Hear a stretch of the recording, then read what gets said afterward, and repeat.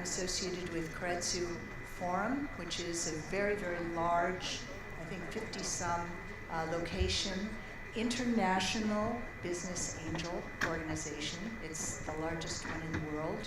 And so I'm going to talk a little bit about the implications of that, and I also spend a lot of time in France. I'm just going to give you a few comments on the French ecosystem.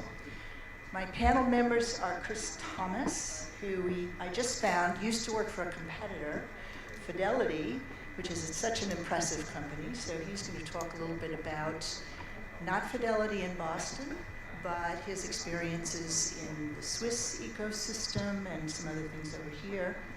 And then Eric Sorensen is going to give us the Scandinavian viewpoint. So I'll let the both of you say a few things about your background, just to begin with. Go ahead, Eric. Thanks so much. Well, we'll be getting back to the sort of Nordic and Scandinavian perspective on the ecosystem in a little while, I guess. But my background is basically, I joined the dark side of the fence, so I moved over to venture capitalists around a year ago. So I've been an entrepreneur myself for the past 10 years, building internet businesses across the Nordics and actually moving over here as well to the UK. So I have very much a founder perspective on building businesses, which is quite important when you're looking to sort of facilitate ecosystems as well. Absolutely. Chris. Hi everyone, my name is Chris Thomas. Since 2009 I was based in Switzerland. I was an entrepreneur there. I then left entrepreneurship to go to business school in the US, came back, short spell at RBS and innovation team, and then I became the head of European innovation for Fidelity, based in London but working for the US entity. So that gave me a great opportunity to see pan-European what was happening in every sort of startup scene, looking at accelerator spaces as well as fintechs, and anything related to the entrepreneurial and innovation ecosystem. Excellent. And Fidelity is an impressive company, I have to say. Yeah. So my background, the reason I joke is I grew up working for Charles Schwab, which was on the West Coast, the competitor of Fidelity. But what I've been doing for the last 11 years is working in Europe, heading up the Keiretsu chapters in Paris and in London. And I'm spending a lot of time in both places. But let me tell you a little bit about what's going on in France, because it's absolutely fascinating to me and kind of mind-blowing. So 11 years ago in France, entrepreneur was a word, and things were getting going. It was just small and unsophisticated and very hit and miss. Today, Paris has been revolutionized in this regard. So you know about Station F, for example. Google is investing heavily in artificial intelligence laboratories there. There is an event you could go to every night. It's a hugely robust ecosystem. Of course, the president, Monsieur Macron, has personally given his attention and support behind the whole development of entrepreneurship and startups and that sort of thing. There are wonderful tax incentives, so the whole place is really starting to boom. And I think the most interesting thing, and maybe you two can comment on this as well, change that I've seen is it used to be startups were, their ambition was, I'm going to be a great French company, and maybe I'll go to Belgium or, across the border in some way. Today, I don't think there's a single company I see that doesn't have the ambition, the drive, the vision to be international, and that's where they're going. That's their plan. What do you two see, Chris? What's your... I think you've absolutely got to start small and focused to make sure you can understand your product, and then you've got to go global. I had a business back in Switzerland, one of my businesses in Switzerland, in fact. It worked in Switzerland, but only in small size, and it only worked in the the English-speaking sort of community, the expat community. But we thought, okay, great, it works there. Let's now expand across Europe. Germany, if we create a German entity, make everything absolutely German, we should get X-fold more, because the expat community in Switzerland was about 800,000 people. So if you take that and then go into Germany, 80 million people, that's like 100x bigger. So we made this whole German website, we got German speakers, with German customer support, absolute fail. And that's because we didn't understand that market. But yeah, absolutely, you've got to start small, but you've got to understand, get your target market right, and then expand globally, step by step. Yeah, I totally agree. What's fascinating for me, as you pointed out, Shelley, is the pace with which this change in mindset has happened. If I may just share a brief personal anecdote. As I said early on, I started my businesses about 10, 11 years ago in Copenhagen, and people didn't understand what was going on. I had people coming up to me and said, we don't get it. Have you lost it? You aren't getting paid? What's going on? There was such a lack of understanding, and there was no infrastructure, there was no ecosystem anywhere. And throughout the 10 years it has taken to sort of now people are rock stars. The founders, the entrepreneurs themselves, I think Gerard said it early on, you know, we are at a rock stage here, and that's how, certainly in the Scandinavian part of the world, the community is starting to look at founders. And I find that, you know, it's been going at an incredible pace, and the mindset is certainly global. The vast majority of the founders I meet, they look at the global market. They obviously, they know where they come from, and the Scandinavian market is a great sort of place to demo your ideas, your concepts. But that's what it's all about, demoing, and then heading on to the vast plains of the global market. I think just touching on that, so lesson learned in terms of my failed startup a while ago was that we didn't understand the culture. And when you expand globally, you've got to take into consideration the different demographics, how people will react, and really test your products locally in these different areas as you expand.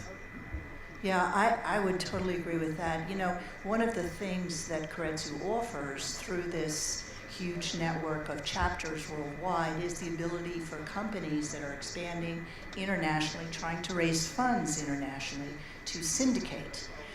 And that sounds great, and it is great, but exactly what Chris was saying, you know, there has to be a sensitivity and an understanding to the cultural differences, of course, but then there are all sorts of other things that may not on the surface seem to matter. So an investor in India who's looking at a company in the US or in France or wherever, or vice versa, there are tax implications, there are legal implications. It's not totally straightforward. All of these are barriers that can be overcome, but it's important to understand all the differences, and especially from the investment side. You know, it's one thing to say, oh, I'm a company, I'm going to go global, I'm going to get money from everywhere. The smarter entrepreneur says, I'm going to go global, I'm going to get money from everywhere, and I know how I'm going to do it, and I'm going to make the right connections. Do you have thoughts on that, Eric? It's interesting you mentioned syndication. It's been a priority now within the organization that I represent, which is primarily a government-backed venture fund, to seek syndication. So we actually go out as venture capitalists and seek the syndication on behalf of the founders, sort of leaving them to deal with operations, leaving them to focus on their vision. And then we try to create the sort of financing syndicate around the businesses. So that's, we believe, at least an essential part of the sort of modern ecosystem today. It's not enough anymore that we supply capital and knowledge about how to address some of the markets that we know of. We have to allow for other players to come in, and the only way to do that is through syndicates with other venture funds. We see private equity funds moving into these parts of investments as well. So there has to be an openness towards syndication. That's at least what we believe. And if I may just, we looked at a brief analysis that's been done in Silicon Valley on micro VCs, and it shows quite clearly that syndication is the way forward. It's not an easy task though, because you have to, not at all. There's a lot of trust, there's a lot of harmonization to be done across terms, etc., how to address the founders. So it's certainly not an easy task. But I was inspired by an earlier remark about the personal relationships. I guess that's why we're here as well. You know, that's what it's all about. You know, you can connect on an organizational level, but if you don't connect on a personal level, I don't see syndication happening. Can I ask you, what sort of size of tickets are you seeing relative to different sectors as well? Yeah, I just heard the nasty buzzer. I think we heard a buzzer. Yeah, I mean, we are in a great position where we are. We actually do all sorts of tickets from real early engagement, you know, a couple of €100,000 up to very large tickets of, you know, in the 10 or 20 million euros. But there aren't that many of those types of tickets, and when I was talking about syndication, it's actually across the board. So when you look at normal sort of ticket sizes ranging between 1 and 5 million euros, I guess, you know, we believe that syndication is going to happen, is going to be the future for those types of investments. Absolutely, excellent, thank you. I think we have 5 companies that are going to come up. So I'm looking at expert lead from Germany here. Okay, I see somebody waving at me. It's really hard to see.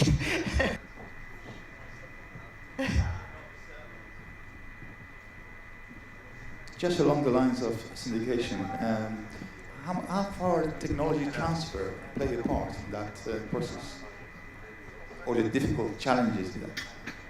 When you, well, let me take a stab at that. When you say technology transfer, are you talking about the mechanisms for syndication? Okay, IP.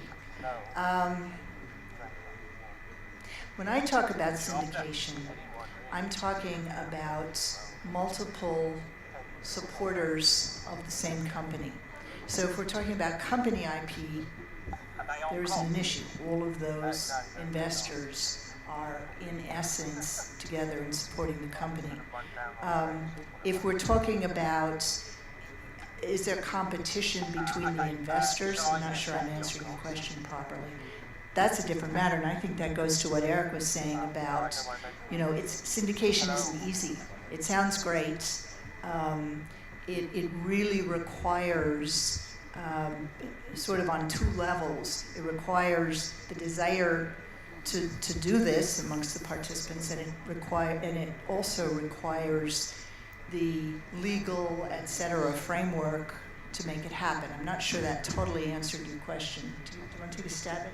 Yeah, I'm not sure I can answer the question properly either, but I just as a follow-up to what you were saying, Shelley, I think we need to put the entrepreneurs, the founders in the center of what we do. That's certainly what we aim to.